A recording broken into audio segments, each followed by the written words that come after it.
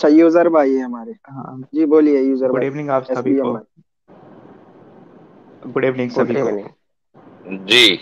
Good evening. अच्छा आदाब। मुफ्ती सर। हाँ हाँ जी।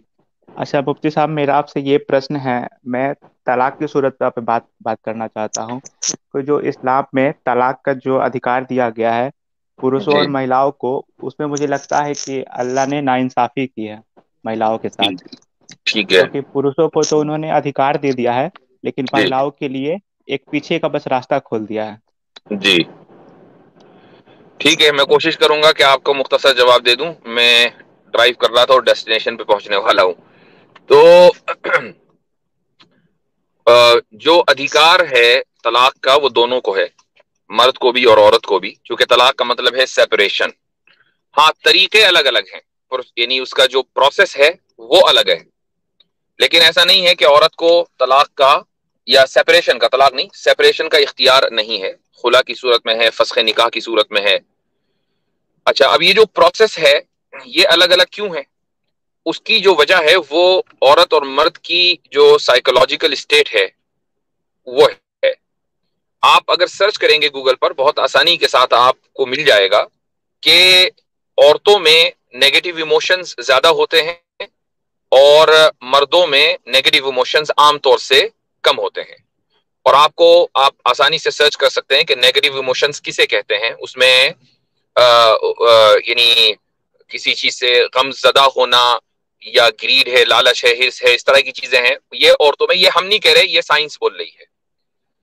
वो रिएक्शनरी ज्यादा होती हैं खवातीन, उमूमी तौर पर, आमतौर से। हर औरत और हर मर्द की बात नहीं हो रही है।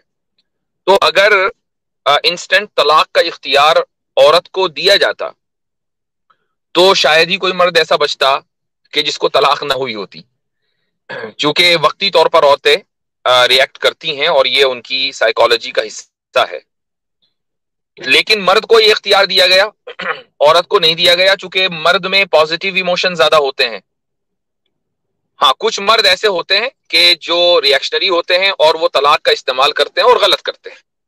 लेकिन कुछ मर्दों की वजह से उसूल और ज़ाब्ते नहीं बदले जा सकते। जी। जी, आपने सर एक वर्ड यूज किया, इंस्टेंट तलाक। क्योंकि जी। मर्दों में भी ये मतलब अब तो बैन हो चुका है बहुत सी कंट्री में। तो कौन बोल रहा है कि आप उसे इंस्टेंट ही तलाक देने को कहो? जैसे मर्द 3-3 महीने की मोहलत लेके करते हैं। अगर हाँ। आप जैसा बता रहे हो कि आप जो एवरेज लेके चले हो कि महिलाओं में नेगेटिव इमोशन अधिक होते हैं, तो वो एक बार मान लो नेगेटिव इमोशन में आपके कहे अनुसार दे देती है। फिर उसे 3 महीने का वक्त है, वो सोचे समझेगी, फिर भी वो नेगेटिव इमोशन में फिर कह देगी। फिर भी उसे एक बार वक्त है। तो इसमें ये चीज सर कहाँ फिर बैठती है जो आपने भी बात बोली? जैसे यही मर्दों सूरत को हाल तो सोचने मर्दों का। की है।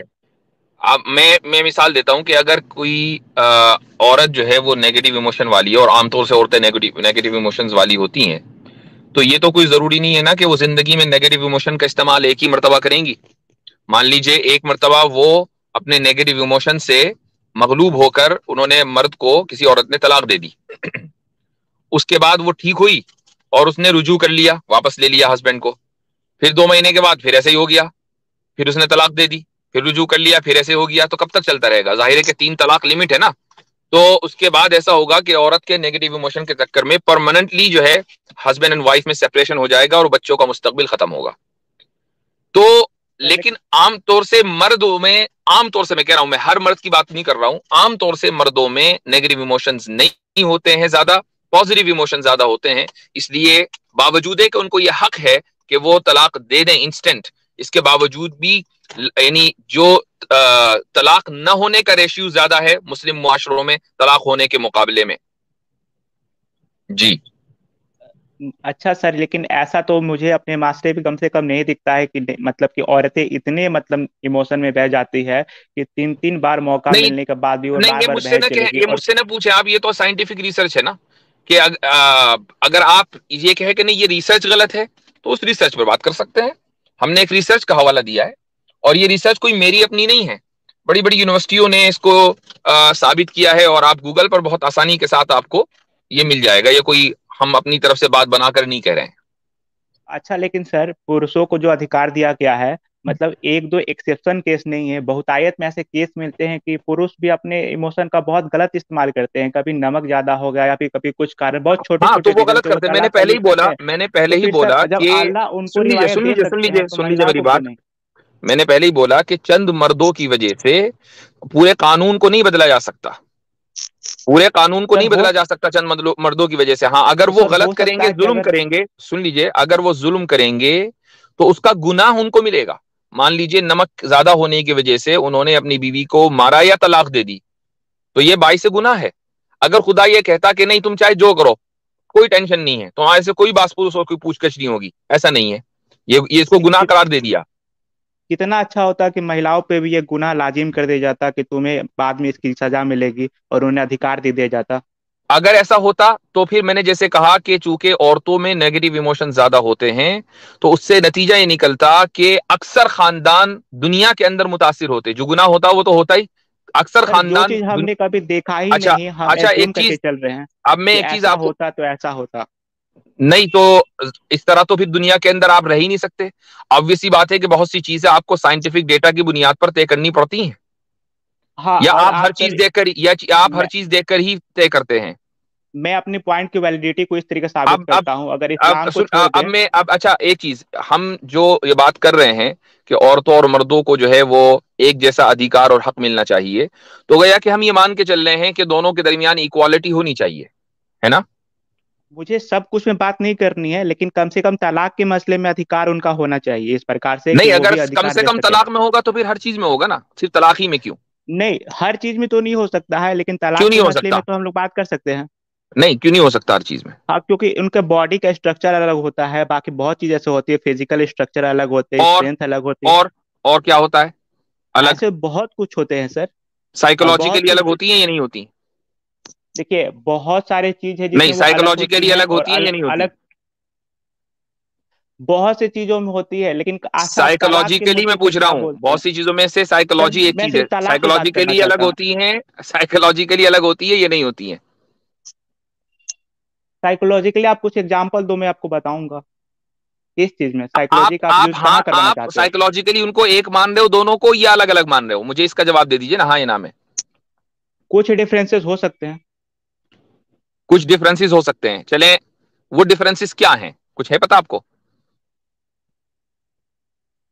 आप अब किस हिसाब, आप सर एग्जांपल दो, मुझे इतने डिटेल में नहीं पता। मैं तलाक को जानता हूँ कि तलाक में ऐसा नहीं है कि महिलाएं आपको, क्योंकि अगर महिलाएं भी कुछ नहीं, अगर आप, करेंगी अपने पावर का मैं गलत एक इस्तेमाल, सवाल तो आपसे पुरुष कर देखें, चुके हैं। जेन्युइन पुरुष तो आपसे साबित क्वेश्चन कर कर रहा चुके हूं, हैं।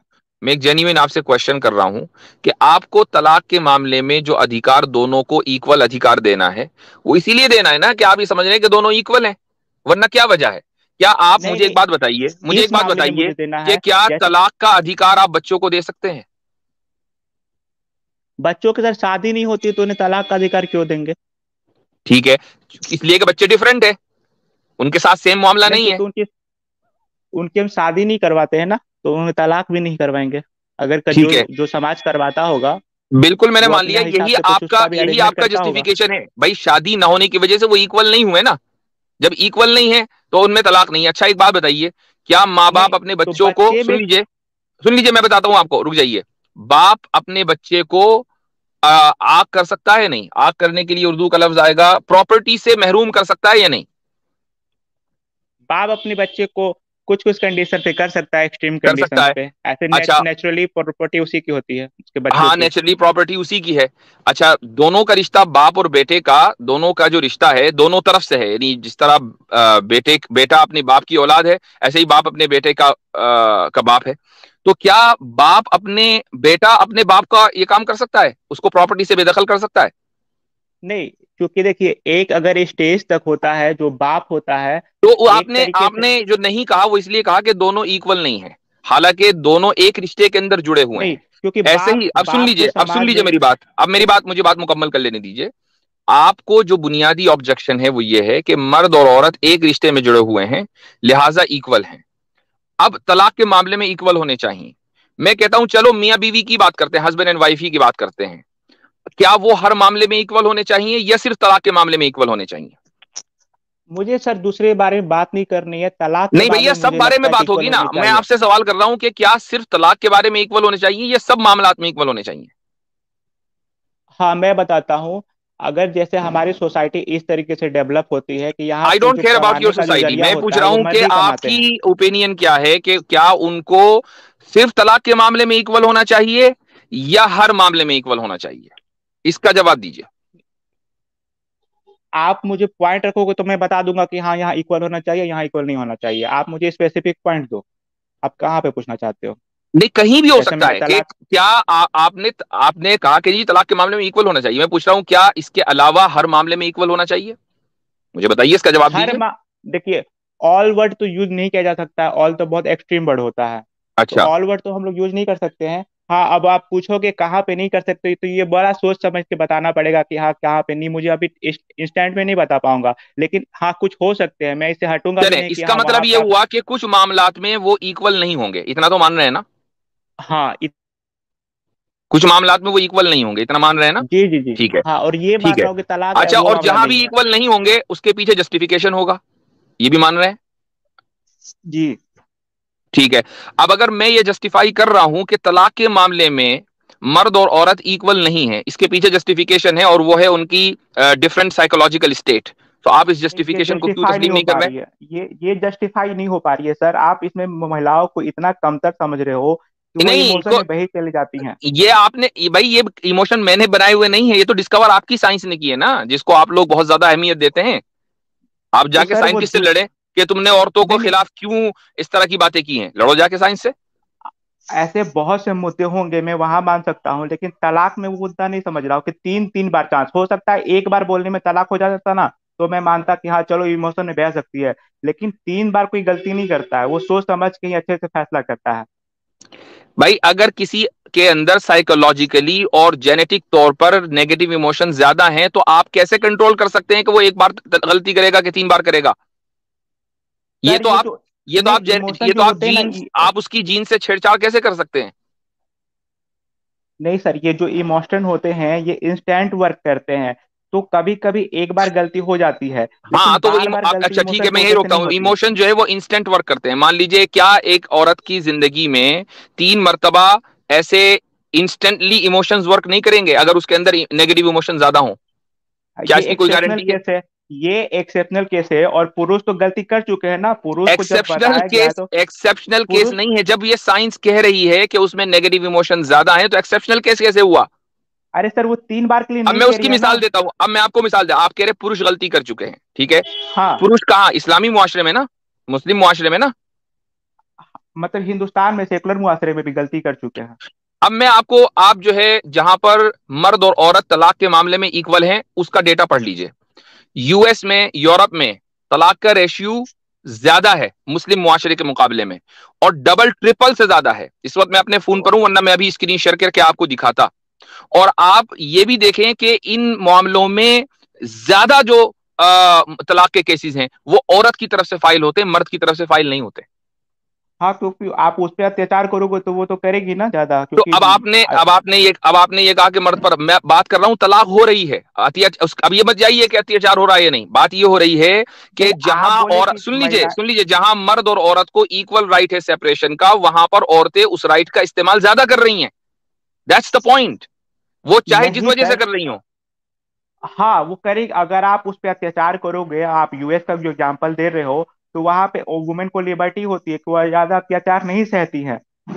मैं अब आप उसको अत्याचार पर ले गए। मैंने आपको सिंपली रेशियो बताया कि औरतों में तलाक, औरतों की तरफ से तलाक ज्यादा हो रही है आप चूंकि यहां कारण भी उनको तो तलाक का बताओ। राइट है। सुन लीजिए, नहीं, आप ये तलाक का कारण राइट है। बताओ, इमोशन। मैं एक बात बताता हूं, एक मिनट रुक जाइए। मान लीजिए यूएस में तलाक का औरतों को राइट ना होता, सिर्फ मर्दों को होता, तो मुझे बताइए क्या फैमिलीज महफूज होती या ना होती?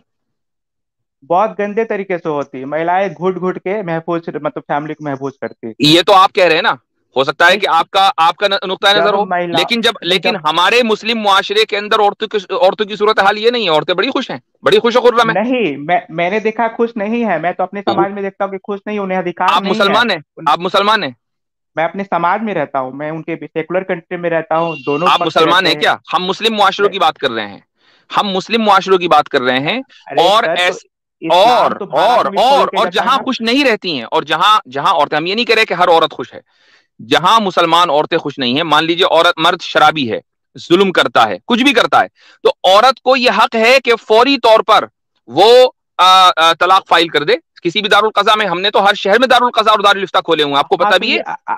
अधिकार नहीं ना सर, ये रिक्वेस्ट है, या तो खुला भी रिक्वेस्ट रिक्वेस्ट है नहीं है, और रिक्वेस्ट नहीं कमेटी है, भी रिक्वेस्ट रिक्वेस्ट नहीं, है। मैं वही बता रहा हूं, ये रिक्वेस्ट नहीं है, ये तो ये अधिकार है क्या औरत का। अगर मान नहीं नहीं लीजिए वो ये साबित कर दे, सुन लीजिए, अगर वो ये साबित कर दे कि वाकई उसके ऊपर जुल्म हो रहा है, मिसाल के तौर पर शौहर जो है शराबी है, कौन नहीं जानेगा कि शौहर शराबी है, ड्रग लेता है, ड्रग लेकर मारता है, पीटता है, या वो उसका खर्चा नहीं देता है, कुछ भी है, इन बुनियादों पर औरत दारुल इफ्ता दारुल कज़ा में जाएगी और खुला नहीं कह रहा हूं, फस्खे निकाह अप्लाई करेगी।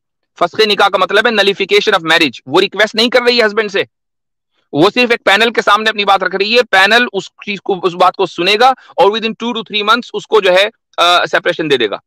और ये हाँ सेपरेशन और ये, और सुन लीजिए, और ये सेपरेशन परमानेंट होगी, शौहर वापस नहीं ले सकता उस औरत को, इल्ला ये कि जी औरत खुद चाहे उससे निकाह करना, तो ठीक है, कोई मसला नहीं है।